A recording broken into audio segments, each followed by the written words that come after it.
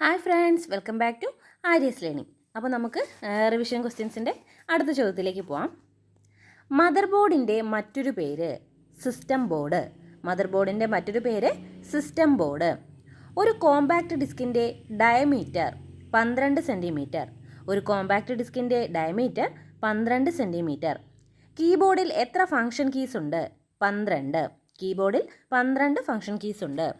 കീബോർഡിലെ ഏറ്റവും വലിയ key space bar key. കമ്പ്യൂട്ടറിൻ്റെ പ്രധാന ധർമ്മങ്ങളാണ് ഇൻപുട്ട്, പ്രോസസ്സിംഗ്, വിവരസംഭരണം, നിയന്ത്രണം, ഔട്ട്പുട്ട്. ഇൻപുട്ട്, പ്രോസസ്സിംഗ്, വിവരസംഭരണം, നിയന്ത്രണം, ഔട്ട്പുട്ട്. കമ്പ്യൂട്ടറിൻ്റെ പ്രാഥമിക ഇൻപുട്ട് ഉപകരണമാണ് കീബോർഡ്. കീബോർഡിലെ ആൽഫ ന്യൂമറിക് കീകളാണ് ലെറ്റേഴ്സ്, നമ്പർ. കീബോർഡിലെ ആൽഫ ന്യൂമറിക് കീകളാണ് ലെറ്റേഴ്സ്, നമ്പർ.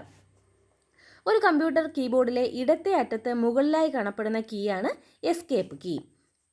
ഒരു കീബോർഡിനെ അതിന് സമാനമായ ബിറ്റിലേക്ക് മാറ്റുവാൻ ഉപയോഗിക്കുന്ന സ്റ്റാൻഡേർഡാണ് ആസ്കി.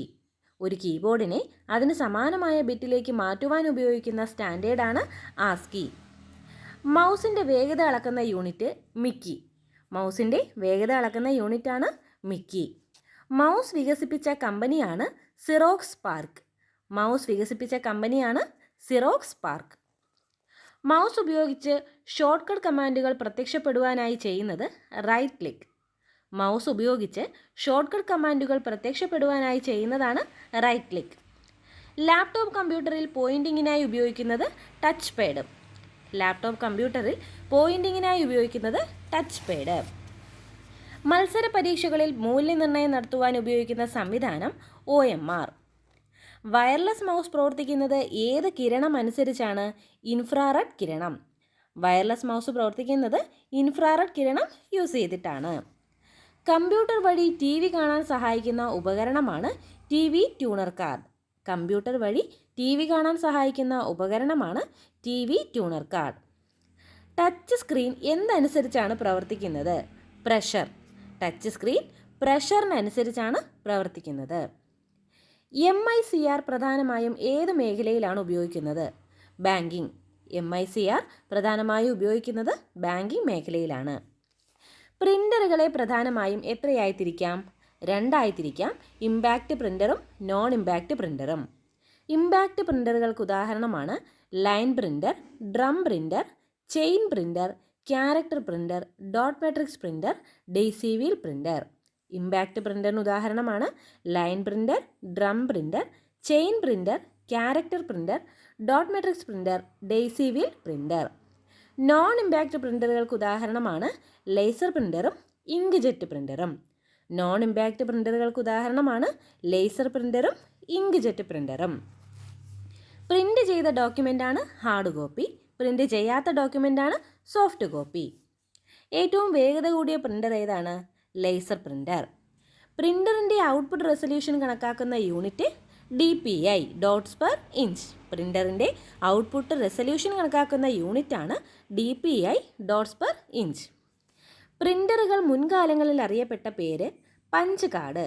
പ്രിൻ്ററുകൾ മുൻകാലങ്ങളിൽ അറിയപ്പെട്ട പേര് പഞ്ച് കാർഡ്.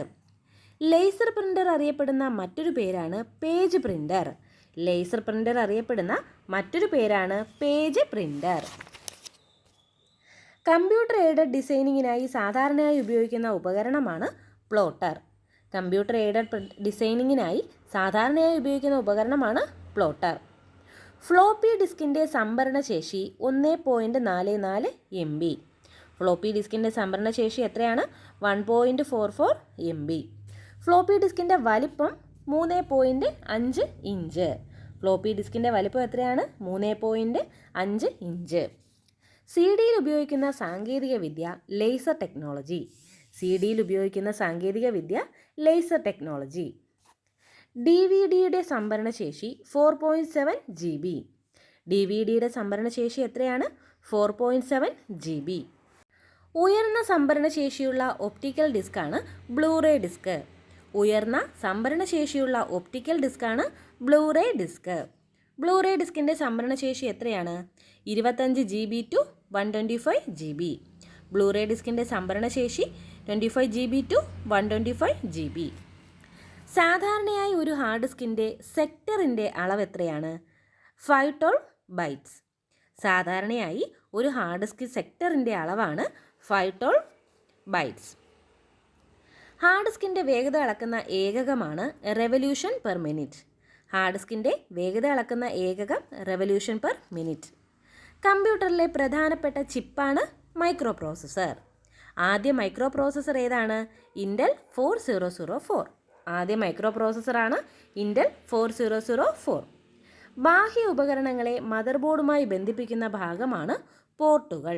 ബാഹ്യ ഉപകരണങ്ങളെ മദർ ബോർഡുമായി ബന്ധിപ്പിക്കുന്ന ഭാഗമാണ് പോർട്ടുകൾ. Physical part of A computer hardware. Set of instructions in A computer software.